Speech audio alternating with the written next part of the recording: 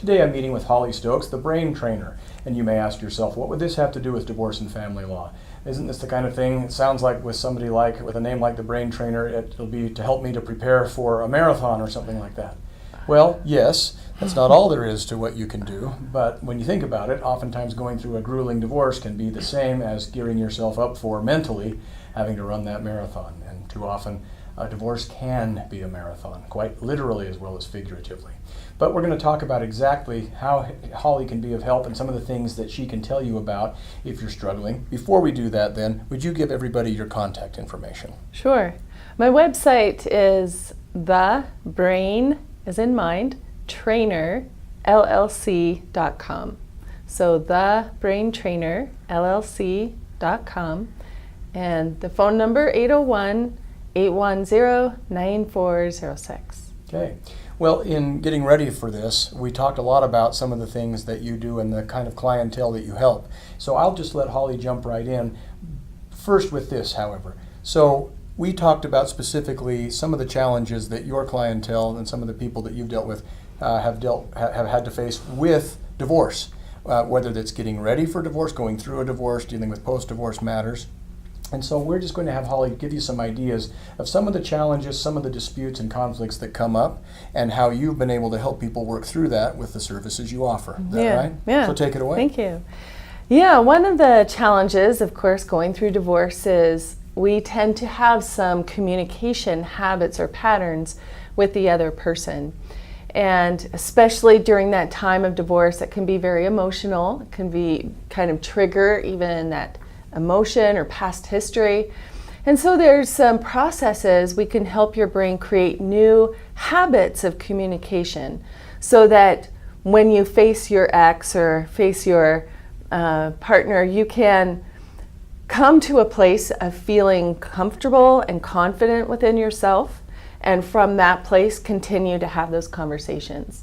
And often, especially when couples share children, there really is a need to establish new patterns together and to create some better habits, both for your own sanity and for also the sanity of your children.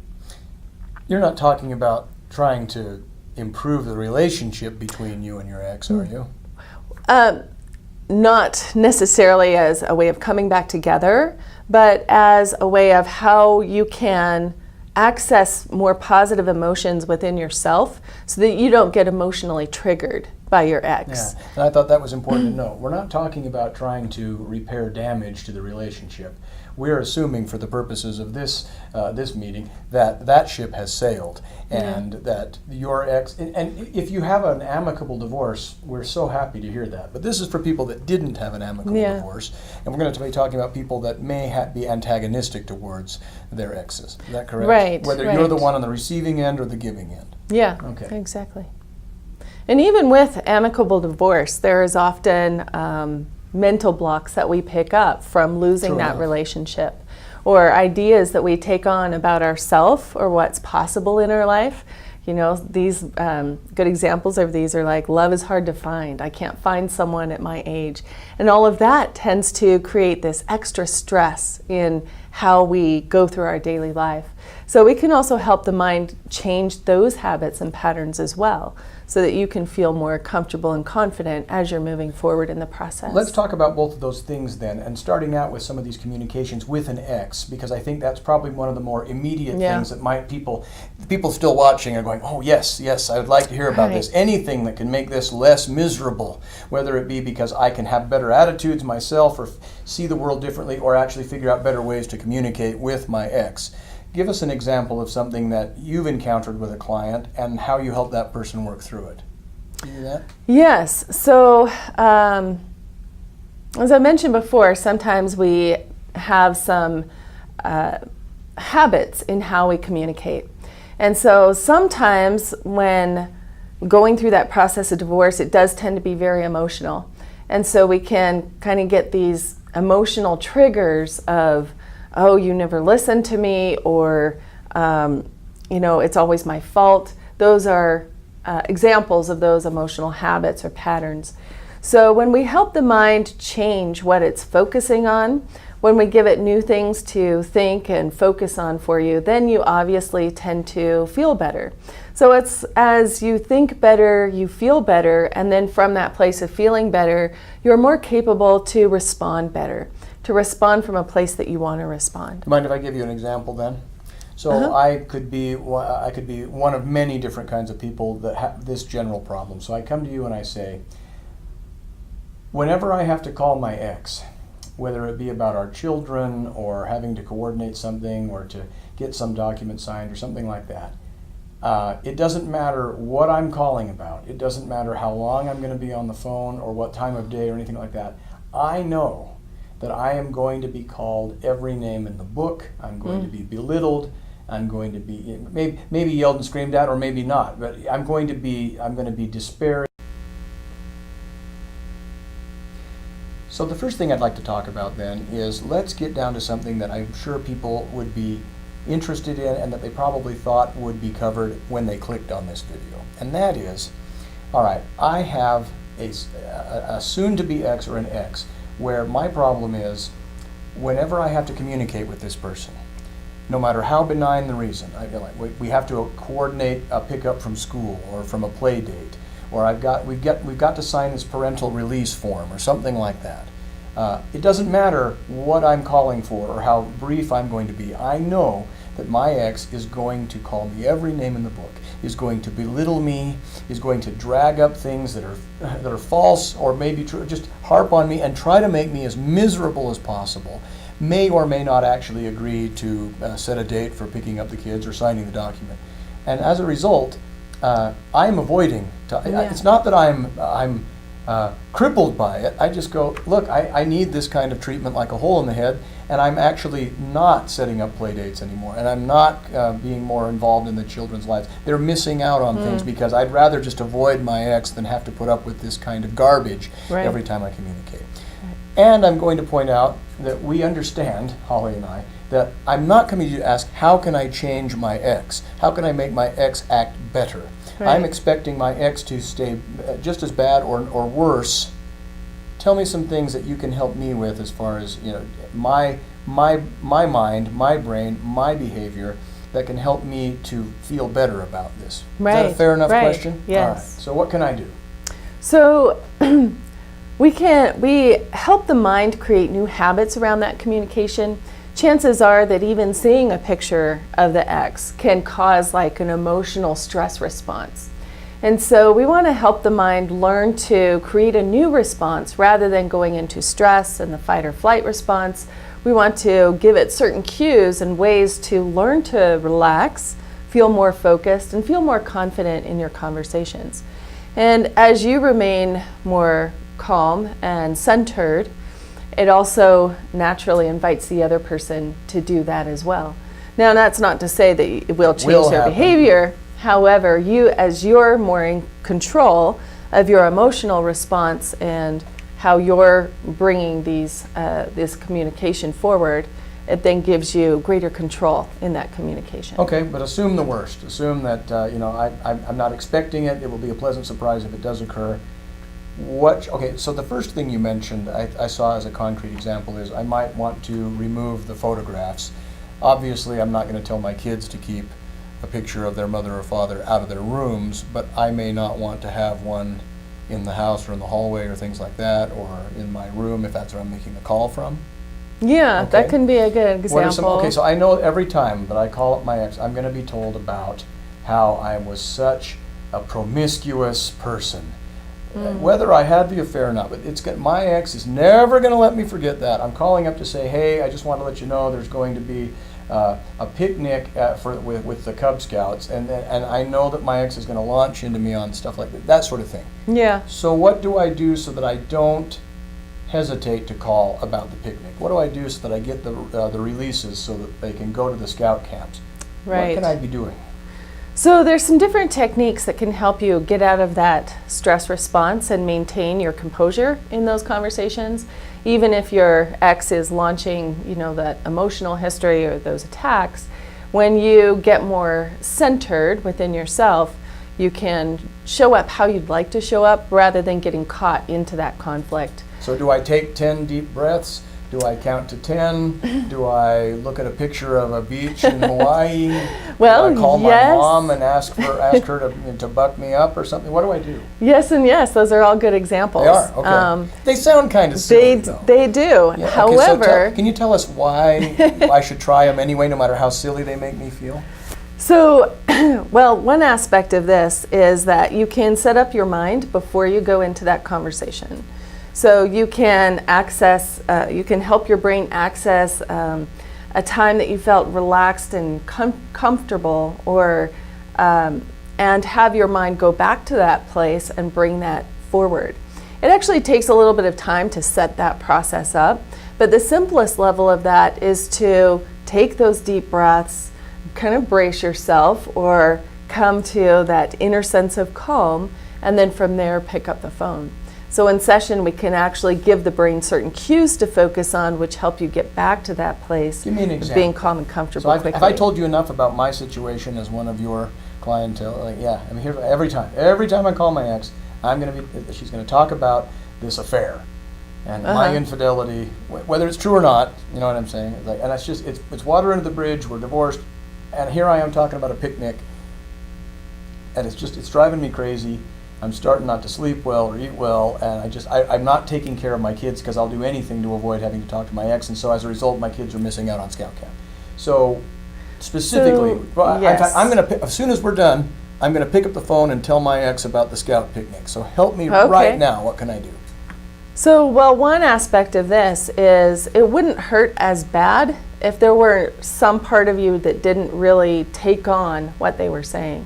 So yes, they might chew you out, and there's different ways to, sometimes if we take it on, we kind of go into the middle of it and it really affects us. We really take it on personally. So are you saying just kind of stop listening? Well, and no. wait for a break in the conversation and then just mention picnic, 7 o'clock, here's the address, and then, I mean. Yeah, so okay. that's one strategy. There may be multiple strategies depending on the personality of your ex.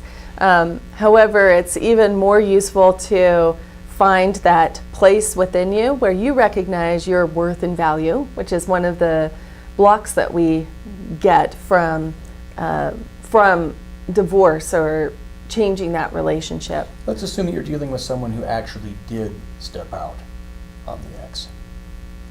Whether the ex deserved it or not, do we have to get down to that level for you to be of help to someone in that situation? Like, for example, like I stepped out on my ex and she didn't deserve it. I was a complete cad. And while she was a wonderful person and she didn't deserve it, now I won't hear the end of it.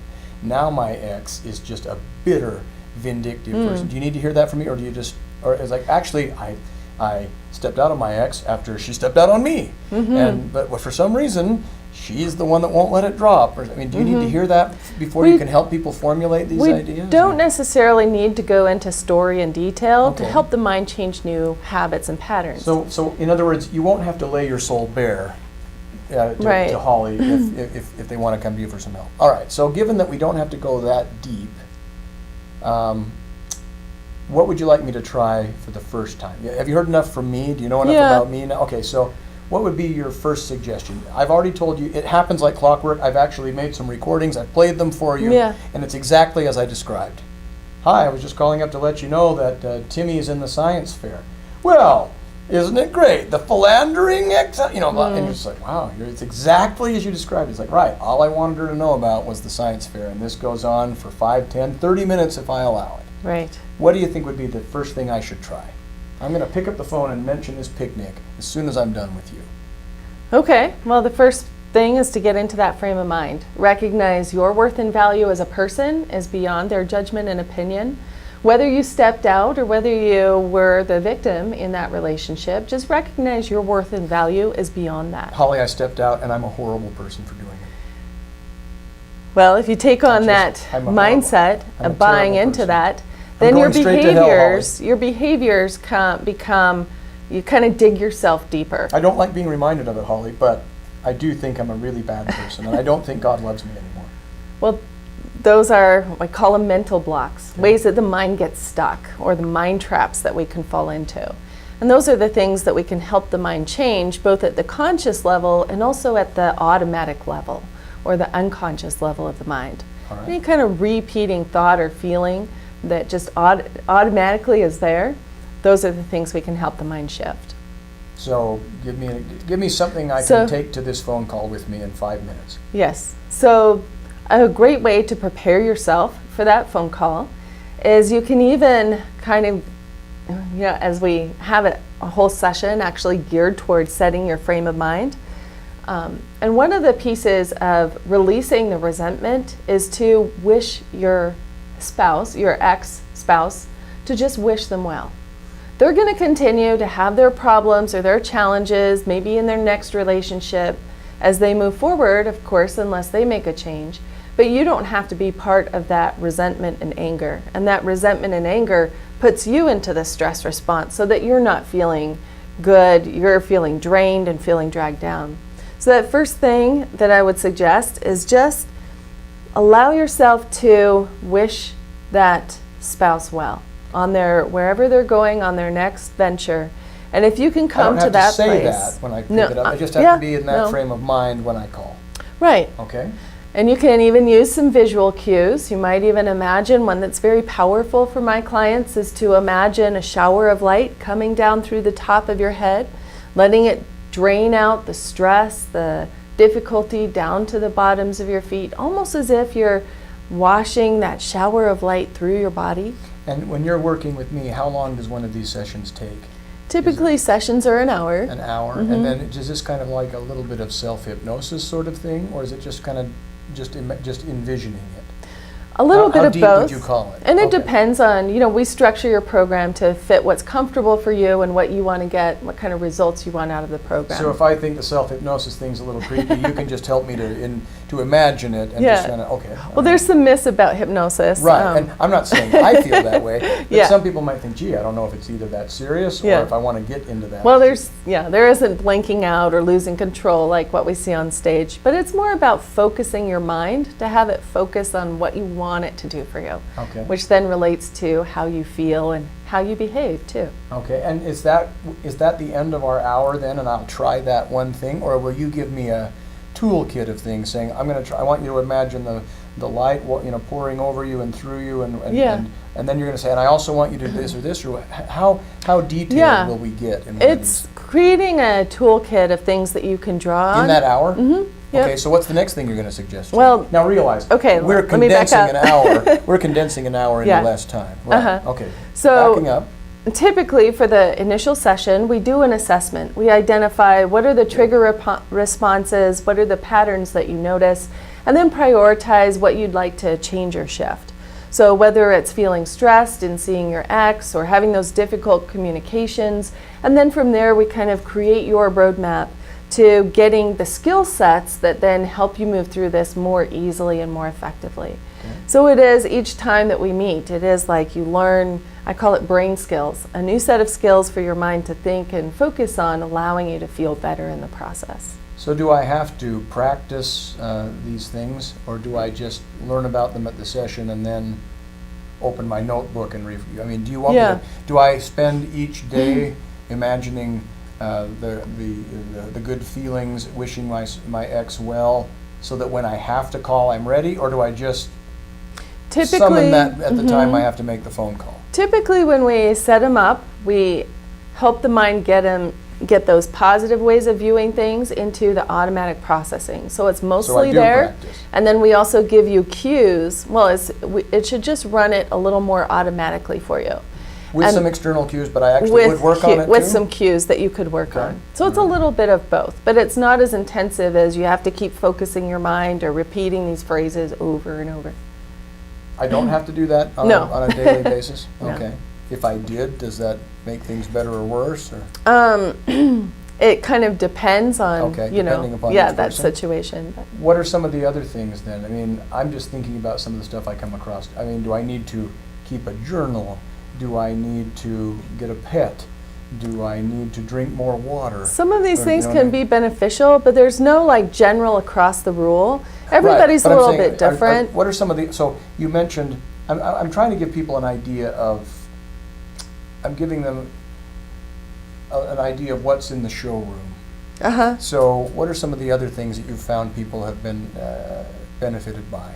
Well, so let me explain this. So part of my skill sets include NLP, neuro-linguistic programming, about how the brain codes information. So that's that one Tony level. Robbins kind of stuff? Yeah, so we Okay. can help the brain set up new habits very quickly. We don't have to take 30 days to create a habit. We can set it up in a session or less.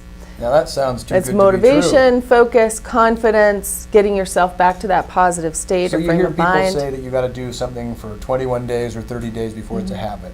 I guess that certainly is better than taking 21 minutes. Right. But so how quickly can you help me to establish better habits and practices? Well, usually there are layers to how these things. So in that initial session, we identify what's going on in your situation, what's specific to you. If it's a simple level habit, yes, we can set it up in a session.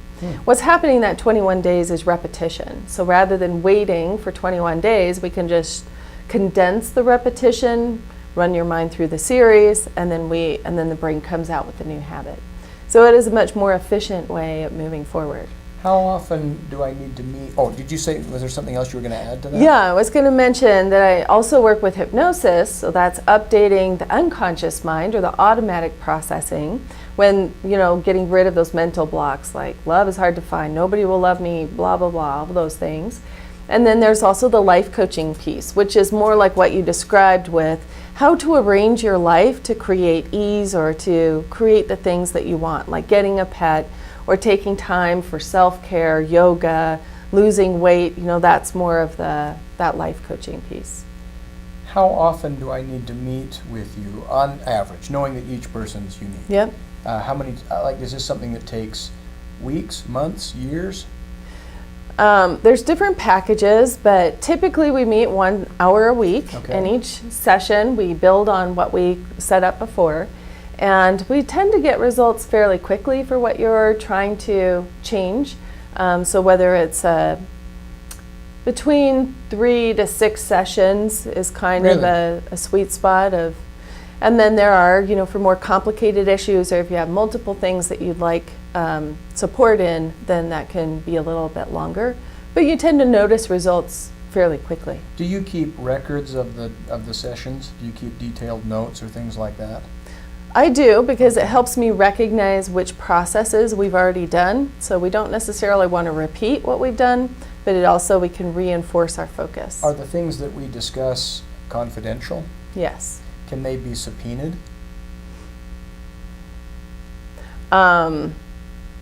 They probably could, but it's not so much, more of what's in the format is what's going on specific to you, your thought patterns, your habits, and then how you're moving forward in that process. So your notes are not the kind of thing that people could get dirt on me.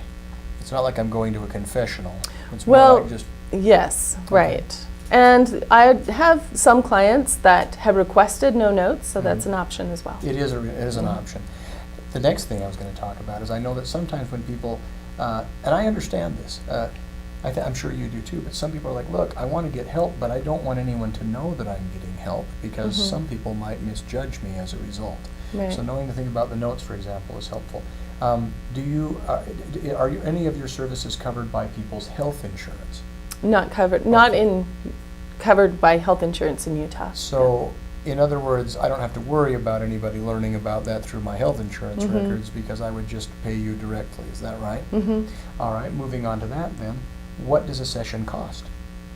There's a range depending on your package or program. Great. Why don't you tell us So- about what that range includes? Between, I do encourage a 3-package session between $300 up to, and it moves up from there. So it just depends on how many sessions what's going on for you and how many sessions we need to. So I might start out at $300, but I might not need a $300 hourly session, all 6 sessions. But some cases I might, depending upon... It's not $300 an hour. It's Oh. more like 3 sessions for $375, I think is I my see. beginning package rate. Okay, so 3 sessions at $375 for all 3? Yeah. Okay, excellent. All right. Anything else that you'd like people to know about then with regard to brain training? Yeah, well, it's a much quicker process at helping you move forward, and also through that challenging experience of divorce and creating new patterns within your spouse and with your children as well. So it can speed along that process and help you get back to a place of feeling more comfortable and balanced in your daily life. It's and the not ability therapy. to move forward. It's not a No, confessional. it's not therapy. It's just developing skills and habits to help me think and act differently Uh-huh. in response to specific behaviors in myself or my ex or my boss or whoever else. I mean, obviously, you're not purely here for the purpose of helping people deal with divorce issues, but in the context of this interview, we're talking about that. But you could help me with other aspects too, then, right? Uh-huh. I don't get Yeah. along with the boss at work, or I am trying to develop a healthier lifestyle. I've got this weight that I just haven't been able Yep. to shake. All those sorts of things. Stress, motivation, self-sabotage, Interesting. critical self-criticism, yeah. All of which can occur in the context of a divorce or family law setting, certainly. Yeah. Thank you so much for speaking with me. And Thank again, you. before we go, for those that would like to get in touch with you, would you please give them your contact information one more time? Very good, thank you. My website again is thebraintrainerllc.com, and the phone number 801-810-9406. Thanks so much. Thank you.